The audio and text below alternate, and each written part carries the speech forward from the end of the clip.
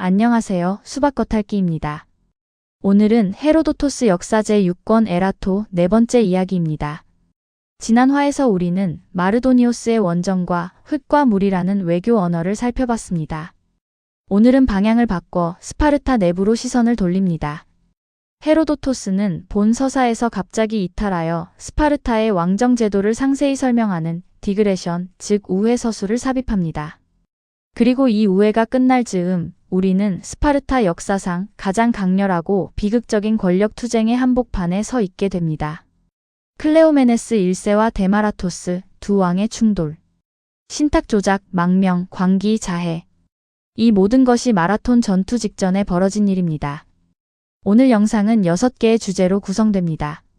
첫째, 스파르타 이중 왕정 제도의 전체 구조를 살펴봅니다. 둘째, 클레오메네스 1세와 데마라토스 갈등의 연표를 추적합니다. 셋째, 델포이 신탁 조작 사건의 정통성 논쟁을 분석합니다. 넷째, 클레오메네스라는 인물에 대한 다층적 평가를 다룹니다. 다섯째, 아에기나 위기와 국제관계를 살펴봅니다. 마지막으로 현대 연구자들이 이 텍스트를 어떻게 읽는지 정리합니다. 첫 번째 주제입니다. 이중 왕정의 기원과 특권. 스파르타의 정치체제는 헬라스 세계 내에서도 그 유래를 찾기 어려운 독특한 구조를 지니고 있었습니다. 바로 두 명의 왕이 동시에 공존하는 이중 왕정입니다. 헤로도토스는 제6권 56장에서 60장에 걸쳐 이 제도를 상세히 묘사하는데 이것이 단순한 풍습 소개가 아닙니다. 이 디그레션은 이어지는 클레오메네스와 데마라토스의 비극적 권력 투쟁이 어떤 헌법적 배경 위에서 폭발하는지를 독자에게 먼저 이해시키는 치밀한 서사장치입니다. 스파르타의 왕가는 어디에서 왔을까요? 헤로도토스의 기록에 따르면 두 왕조의 뿌리는 펠로폰네소스 반도를 정복한 도리아인들의 문화적 영웅 헤라클레스의 후손들로 거슬러 올라갑니다. 구체적으로는 쌍둥이 형제 에우리스테네스와 프로클레스로부터 두 왕조가 기원했다고 전해집니다. 이 신화적 혈통은 두 가문으로 나뉘어 세습되었습니다. 아기아스 가문과 에우리폰 가문입니다. 두 왕조가 공존하며 권력을 상호 견제하는 이 구조는 헬라스 세계 어디에도 없는 독특한 체제였습니다. 스파르타 왕의 권력 기반은 군사력만이 아니었습니다. 종교적 특권이 그 핵심이었습니다. 두 왕은 국가의 최고 사제로서 이중적 본성을 지니고 있었습니다. 이들은 라케데몬의 제우스와 천상의 제우스를 모시는 두 개의 핵심 신권을 독점적으로 장악했습니다. 모든 공공희생 의례를 주관할 권리와 함께 제물로 바쳐진 짐승의 가죽과 등살을 취할 수 있는 물질적 특권도 부여되었습니다. 연회 시에는 일반 시민의 2배를 배식받았고 식사 전 신에게 바치는 헌주 또는 헌작의 권리도 왕의 몫이었습니다. 특히 주목할 부분이 있습니다. 왕들은 델포이로 파견되어 신탁을 묻고 가져오는 공식 사절 PTOE와 함께 국가의 모든 신탁 문서를 관리하고 열람할 배타적 권한을 지녔습니다. 이것은 정보의 독점입니다. 국가의 중대사를 결정할 신성한 지식의 통제권이 왕에게 집중된 것이죠. 이 구조가 훗날 클레오메네스에게 치명적인 유혹을 제공하게 됩니다. 스파르타 왕의 실질적 권력은 전장에서 완전히 발휘되었습니다. 아리스토텔레스는 스파르타의 왕정을 일종의 무제한적이고 영구적인 장군직이라 묘사했습니다. 이 표현이 핵심을 찌릅니다. 원정과 전시 상황에서 왕의 권위는 절대적이었습니다. 자신이 원하는 어느 지역, 어느 국가를 상대로든 전쟁을 선포하고 군대를 이끌 수 있는 헌법적 권리가 있었으며 이를 방해하는 자는 국가적 저주를 받게 되어 있었습니다. 출정 시에는 전위에서 가장 먼저 앞장서고 후퇴할 때는 대열의 마지막에서 병력의 안전을 책임졌습니다. 전장에서는 100명의 최정예 친위대의 밀착 호위를 받았습니다. 그런데 여기서 중요한 역설이 있습니다. 이 막강한 군사적 절대 권력이 에포로스와 게루시아라는 제도적 견제망 밖으로 나갔을 때 어떤 결과를 낳는지 헤로도토스는 클레오메네스의 이야기로 보여줄 것입니다. 군사적 절대권에 비해 사법 권한은 비교적 제한적이었지만 그 내용은 가문과 국가 인프라에 직결된 핵심적인 것들이었습니다. 스파르타 왕은 3가지 중요한 재판권을 독점했습니다. 첫째, 아버지 없이 상속녀로 남겨진 미혼 여성이 어떤 남성과 결혼해야 가문의 재산과 혈통이 올바르게 보존되는지를 결정할 권리입니다. 둘째, 국가 공공도로 통행과 관련된 분쟁의 심판권입니다. 셋째, 시민의 입양을 공식 승인하는 권리입니다. 정치 조직 내부에서 두 왕은 28명의 최고위 장로들로 구성된 국가 최고 의결기구 게루시아의 당연직 의원 자격을 지녔습니다. 만약 왕이 원정 등으로 불참할 경우 가장 가까운 친척 장로가 왕의 2표와 자신의 1표를 합쳐 총 3표를 행사하는 헌법적 대리투표권이 명시적으로 인정되었습니다. 스파르타 왕의 특권은 죽음 이후까지 이어졌습니다. 헤로도토스는 스파르타 왕의 장례 풍습이 페르시아를 비롯한 아시아의 이방 군주들이 치르는 의식과 매우 흡사하다고 지적합니다. 이것은 중요한 수사학적 신호입니다. 헤로도토스가 그리스의 자유를 페르시아의 전제주의와 대비시키면서도 동시에 스파르타 왕정이 동방 군주제와 공유하는 권위주의적 요소를 슬쩍 짚어내는 것입니다. 왕이 서거하면 기마 전령들이 펠로폰네소스 반도 남동부 지역인 라코니아 전역을 돌며 부고를 알렸습니다. 각 가구에서는 남녀 한 명씩 의무적으로 상복을 입어야 했고 이를 어기면 무거운 형벌이 내려졌습니다. 헬로트와 페리오이코이를 포함한 복속민 수만 명이 강제로 집결하여 격렬하게 애도해야 했습니다. 그리고 모두가 죽은 왕을 역대 최고의 왕이라 칭송하는 의무적 애도가 강요되었습니다.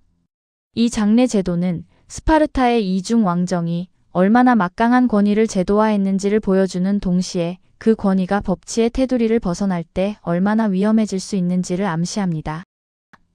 두 번째 주제로 넘어갑니다. 클레오메네스 1세와 데마라토스의 권력 투쟁 연표. 기원전 491년을 전후로 스파르타 내부의 두 공동왕 사이에서 벌어진 정쟁은 외세의 위협 앞에서 스파르타가 얼마나 취약했는지를 고스란히 드러냅니다.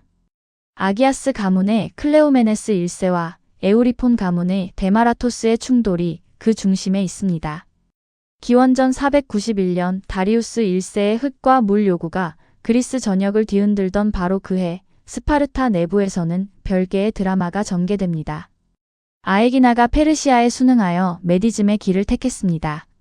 아테네는 이를 헬라스 전체에 대한 반역죄로 규정하고 펠로폰네소스 동맹의 맹주 스파르타에 고발했습니다. 클레오메네스는 아에기나의 친페르시아 주동자들을 체포하여 응징하고자 직접 병력을 이끌고 섬으로 건너갔습니다. 그런데 바로 이 순간 공동왕 데마라토스가 끼어들었습니다. 아에기나가 왜 그토록 중요했는지 잠깐 짚고 넘어가겠습니다. 지도를 보면 분명합니다. 아에기나는 아테네와 코린토스 사이에 사로닉만 한복판에 자리한 섬입니다. 아테네의 강력한 해상 라이벌이었던 이 섬이 페르시아에 굴복한다는 것은 두 가지 의미에서 치명적이었습니다. 첫째, 아에기나는 페르시아 함대가 아티카 침공 시 전진기지로 활용될 수 있는 위치였습니다. 둘째, 강력한 해군력을 지닌 아에기나가 적으로 돌아선다면 아테네의 해상방어선이 붕괴됩니다. 클레오메네스는 이 지정학적 위험을 정확하게 읽고 있었습니다. 그래서 아에기나의 유력자들을 인질로 확보해 그들의 군사행동을 제약하려 한 것입니다. 이것은 헬라스 전체의 안보를 위한 판단이었습니다. 세 번째 주제입니다.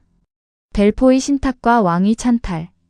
클레오메네스는 아에기나에서 일보 후퇴한 뒤 자신의 권위를 실추시킨 데마라토스를 권좌에서 완전히 제거하기로 결심합니다.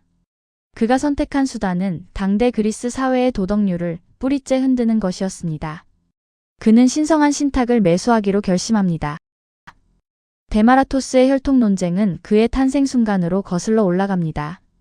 데마라토스의 부친 아리스토는 두 번의 결혼에서 후사를 얻지 못하자 친한 친구의 아내를 계략으로 빼앗아 세 번째 부인으로 맞이했습니다. 그런데 임신 기간이 일반적인 기간에 미치지 못하는 짧은 시점에 아이가 태어났고 이 소식을 들은 아리스토는 에포로스들이 동석한 자리에서 손가락으로 달수를 꼽으며 그 아이는 내 아이일 리가 없다고 치명적인 실언을 내뱉었습니다. 물론 이후 아리스토는 데마라토스를 친자로 인정했습니다.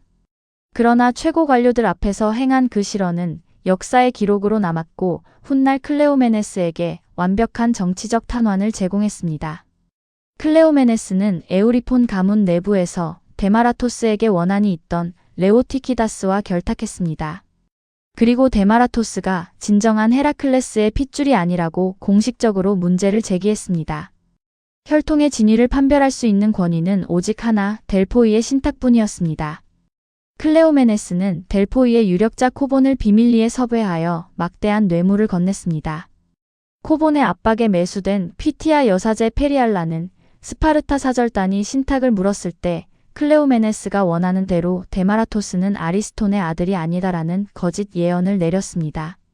그 결과 데마라토스는 폐위되었고 레오티키다스가 새로운 에우리폰 가문이 왕으로 즉위했습니다. 왕좌에서 쫓겨나 하급 관직으로 강등된 데마라토스는 축제 자리에서 레오티키다스로부터 공개적으로 조롱당했습니다. 통치자에서 하급 관리가 된 기분이 어떠냐? 이 지독한 모욕을 견디지 못한 데마라토스는 스파르타를 떠났습니다. 엘리스와 자퀸토스를 거쳐 그는 마침내 페르시아 제국의 심장부 다리우스 1세의 궁정으로 망명했습니다. 헤로도토스 서사의 아이러니는 여기서 시작됩니다. 쫓겨난 스파르타의 왕은 훗날 크세르크세스가 수십만 대군을 이끌고 그리스를 침공할 때 적군의 최측근 군사 고문으로 활약하게 됩니다. 클레오메네스가 사적 원한을 풀기 위해 조작한 신탁 하나가 스파르타의 전술을 속속들이 아는 가장 강력한 정보 자산을 적국에 넘겨주는 자해적 결과를 낳은 것입니다. 그러나 영원한 비밀은 없습니다. 시간이 흘러 델포이 신탁을 뇌물로 조작했다는 사실이 발각되었습니다. 그리스 세계는 경악에 빠졌습니다. 중계자 코본은 추방되었고 여사제 페리알라는 성직을 박탈당했습니다. 음모의 주동자 클레오메네스 역시 처벌을 피해 스파르타를 도망쳐야 했습니다. 그는 테살리아로 피신했다가 이내 아르카디아로 잠입하여 반스파르타 동맹을 규합하기 시작했습니다.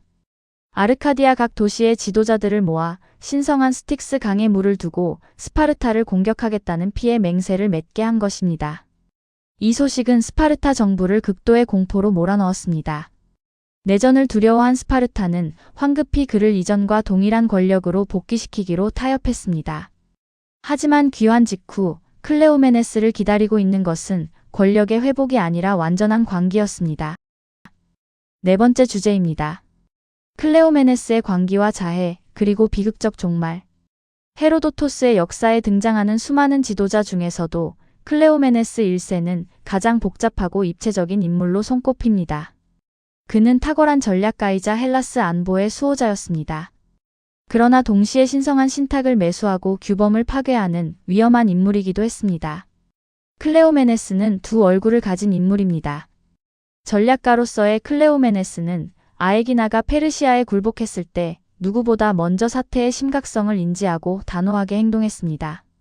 펠로폰네소스 동맹의 이익을 수호하기 위해 고독하게 싸운 유능한 지도자였습니다. 그러나 그가 그 목표를 달성하기 위해 선택한 수단이 문제였습니다. 동료 왕을 음해하고 델포이를 매수하며 신성한 예언을 조작하는 방식. 이것은 스파르타 전통이 가장 중시하는 신에 대한 경건함과 절제에 대한 치명적인 배반이었습니다. 스파르타로 귀환한 직후 그의 내면에 잠복해 있던 불안은 완전한 광기로 폭발했습니다. 그는 길거리에서 마주치는 모든 스파르타 시민의 얼굴을 자신의 지휘봉으로 무자비하게 후려치기 시작했습니다. 이는 단순한 광기가 아니었습니다. 호모이오이라는 스파르타의 시민적 유대를 정면으로 무너뜨리는 행위, 자유시민들을 노예처럼 취급하는 동방의 전제적 폭군의 모습과 다를 바 없었습니다. 스파르타인들은 결국 그를 나무착고에 채워 감금했습니다. 홀로 남겨진 클레오메네스는 헬로트 간수를 협박하여 칼을 빼앗았고 자신의 종아리부터 허벅지, 엉덩이, 옆구리, 복부에 이르기까지 살점을 세로로 길게 썰어내며 그 자리에서 참혹하게 사망했습니다. 이 기괴한 죽음에 대해 당시 헬라스 세계는 충격에 빠졌고 각 폴리스는 자신들의 입장에 따라 원인을 달리 해석했습니다. 헤로도토스는 단일한 답을 강요하지 않습니다. 네 가지 해석을 병렬로 제시합니다. 첫째, 대다수 그리스인의 해석. 델포이 신탁을 조작하고 헬라스 전체를 기만한 거짓 예언을 이끌어낸 것에 대한 아폴론 신의 직접적인 징벌. 헤로도토스 자신이 명시적으로 동의한 유일한 견해입니다. 둘째, 아테네인의 해석. 과거 그가 군대를 이끌고 아티카를 침공했을 때 엘레우시스의 성역을 불법으로 침범하고 두 여신의 신성한 나무들을 베어낸 신성모독의 대가. 자신들에게 가해진 피해를 우주적 징벌과 연결지으려는 아테네 중심의 해석입니다. 셋째, 아르고스인의 해석. 전투 승리 후 아르고스의 신성한 숲으로 도망친 패잔병들을 거짓 약속으로 속여 끌어내어 학살하고 신성한 숲을 불태운 잔혹한 행위에 대한 응보. 넷째, 스파르타인의 해석. 신적 개입은 전혀 없었으며 스키티아인 사절들과 어울려 원액 포도주를 과음하는 이방의 관습에 물들어 뇌가 손상된 알코올 중독의 결과. 자국 왕의 신성모독 범죄를 은폐하려는 국가적 방어 기제의 냄새가 납니다. 헤로도토스의 시각은 분명합니다. 클레오메네스의 죽음은 신의 징벌입니다. 그리고 칼을 들고 자신의 살점을 밑바닥부터 썰어낸 그자의 행위는 그가 뇌물과 음모로 스파르타라는 국가의 몸통에 가한 자해와 파괴를 물리적 육신을 통해 상징화한 것으로 읽힙니다. 다섯 번째 주제입니다. 글라우코스의 우화와 아테네의 이기주의. 클레오메네스의 사망 이후 수면 아래에 가라앉았던 스파르타 아테네 아에기나 사이의 외교적 긴장이 다시 폭발했습니다. 이번에는 인질 반환 문제를 놓고 벌어졌습니다.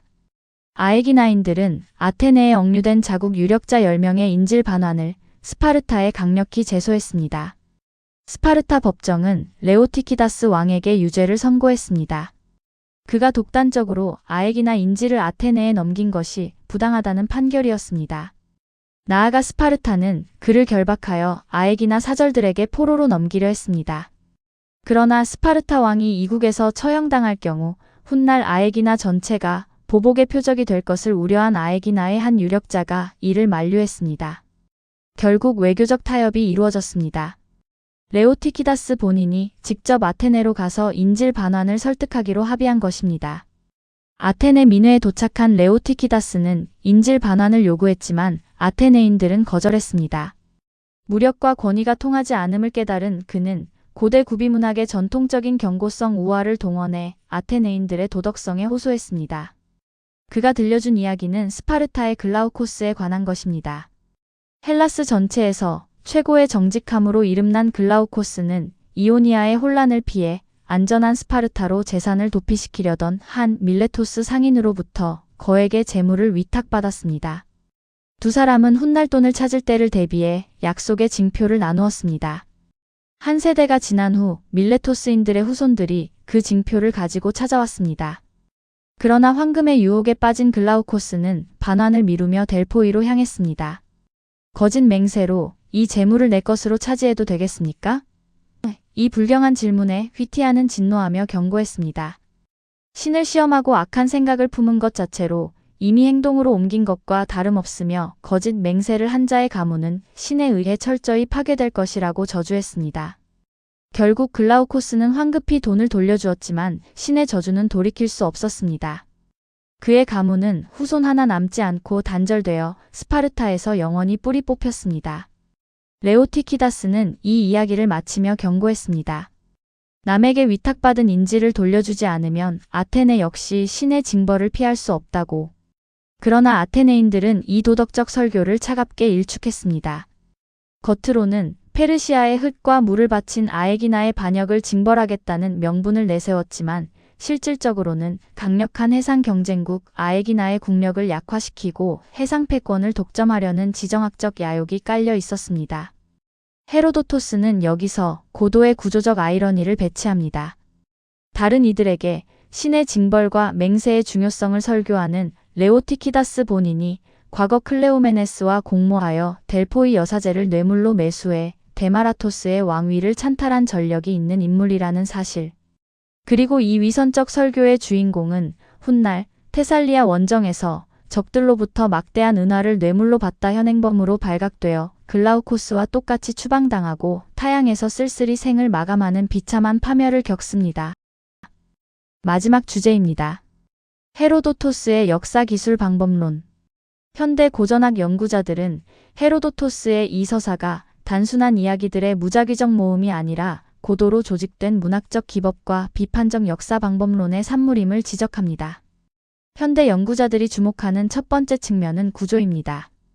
서사론 및 구조주의 분석을 적용한 학자들은 헤로도토스의 텍스트가 의도적으로 설계된 기하학적 뼈대를 지니고 있다고 봅니다.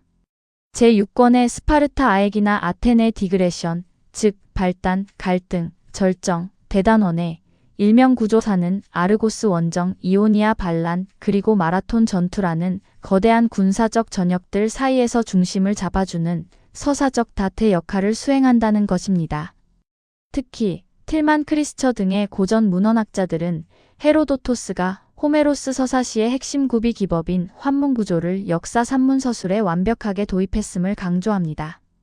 특정 주제를 제시하고 여러 인물과 사건의 분기점으로 깊이 파고 들어갔다가 다시 원래의 주제로 회귀하며 논리적 완결성을 부여하는 방식입니다. 아에기나의 흙과 물 복종에서 시작해 클레오메네스의 자해 사망을 거쳐 다시 아에기나 아테네 전쟁의 재개로 원형순환하는 이 구조는 헬라스 정치 지형의 복잡한 연쇄 반응을 매끄럽게 포착해냅니다. 현대 연구가 주목하는 두 번째 측면은 헤로도토스의 역사 방법론입니다. 클레오메네스의 죽음에 대한 네 가지 상이한 해석의 병렬 제시는 헤로도토스를 단순한 이야기꾼이 아닌 최초의 비판적 역사가로 자리매김하게 하는 핵심 증거입니다. 19세기부터 20세기 초반의 일부 학자들은 그를 각지에서 들은 구술 전승을 검증 없이 엮어낸 거짓말쟁이의 아버지로 폄하했습니다. 그러나 최근의 연구 흐름은 이를 전면적으로 반박합니다. 헤로도토스는 각 폴리스에 편향된 시각과 기억의 정치를 텍스트 위의 병렬로 전시함으로써 독자 스스로 진실을 교차 검증하도록 유도한 것입니다. 단일 집단의 관점에 함몰되지 않고 다중의 정보원을 대조하여 델포이 조작이라는 본질적 인과율을 최종적으로 채택하는 그의 학자적 독립성이 바로 이 대목에서 드러납니다. 폴 카틀레지나 마이클 플라워와 같은 현대 스파르타 연구자들은 이 텍스트가 기원전 5세기 헬라스 세계의 이데올로기 투쟁을 짙게 반영하고 있다고 봅니다. 헤로도토스는 페르시아 제국의 전제주의와 강하게 대비되는 그리스 고유의 자유와 법치를 입증하기 위한 거울로서 스파르타 왕정을 묘사했습니다. 그러나 그는 여기서 멈추지 않았습니다. 왕들이 지닌 막강한 권력이 제도적 제어망을 벗어날 때 발생하는 내부적 야만성, 즉 권력의 타락, 뇌물수수, 폭력, 광기를 입체적으로 묘사함으로써 고대 권력 구조의 본질적 취약점을 날카롭게 짚어냅니다. 스파르타의 도덕적 붕괴는 훗날의 쇠퇴를 예견하는 복선입니다. 이 오늘의 이야기에서 우리가 얻는 핵심 교훈은 세 가지입니다.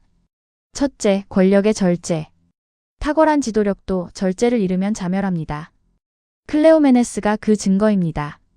둘째, 종교의 도구화. 신성한 권위를 정치적으로 사유화할 때 발생하는 구조적 파멸. 신탁을 매수한 자는 결국 신탁의 저주를 받습니다. 셋째, 내분의 위험. 외세의 위협 앞에서도 파벌적 이익에 매몰된 지도층의 내분이 얼마나 치명적인가. 클레오메네스가 데마라토스를 쫓아내는 데 쏟은 에너지가 결국 스파르타의 전술 기밀을 적국에 넘겨주는 결과로 이어졌습니다. 지금까지 살펴본 사건들이 펼쳐진 지리적 무대를 정리해 보겠습니다. 스파르타와 아르카디아가 펠로폰네소스 반도의 중심입니다. 아에기나는 아테네 바로 앞바다에 위치한 섬으로 이 모든 외교적 갈등의 핵심 무대가 되었습니다. 델포이는 중부 그리스에 위치하여 신탁의 권위로 온 헬라스를 움직이는 종교적 심장부였습니다. 그리고 페르시아 제국은 이 모든 혼란의 배경이자 촉매입니다. 이 지도는 마라톤이 아테네 북동쪽에 위치해 있다는 사실도 상기시켜줍니다. 오늘 영상에서 다룬 내부 정쟁들이 바로 그 전투 직전의 일이었다는 것을 다시 한번 생각해 보시기 바랍니다. 오늘 영상을 마무리하며 핵심 교훈을 다시 정리하겠습니다. 권력의 절제. 탁월한 지도력도 절제를 잃으면 자멸합니다. 아무리 유능한 지도자라도 오만이 스스로를 파괴합니다. 종교의 도구화. 신성한 권위를 정치적으로 사유화할 때 구조적 파멸이 따릅니다. 클레오메네스와 레오티키다스 모두 이 길을 걸었고 모두 몰락했습니다. 내분의 위험. 외세의 위협 앞에서도 파벌적 이익에 매몰된 지도층의 한계는 헤로도토스가 제6권 전체를 통해 가장 집요하게 고발하는 주제입니다. 오늘 수박 겉핥기에 헤로도토스 역사 제6권 에라토, 스파르타 왕정 디그레션과 권력의 동학편을 마칩니다. 마라톤 전투는 이제 코앞에 다가왔습니다. 다음 화에서는 드디어 다티스와 아르타프레네스의 원정대가 에게해를 건너는 장면을 다룹니다. 외부의 침공과 내부의 혼란이 어떻게 교차하며 기원전 490년에 그 결정적인 날을 만들어냈는지 기대해 주십시오. 채널 구독과 좋아요로 응원해 주시면 큰 힘이 됩니다. 지금까지 수박 겉핥기였습니다.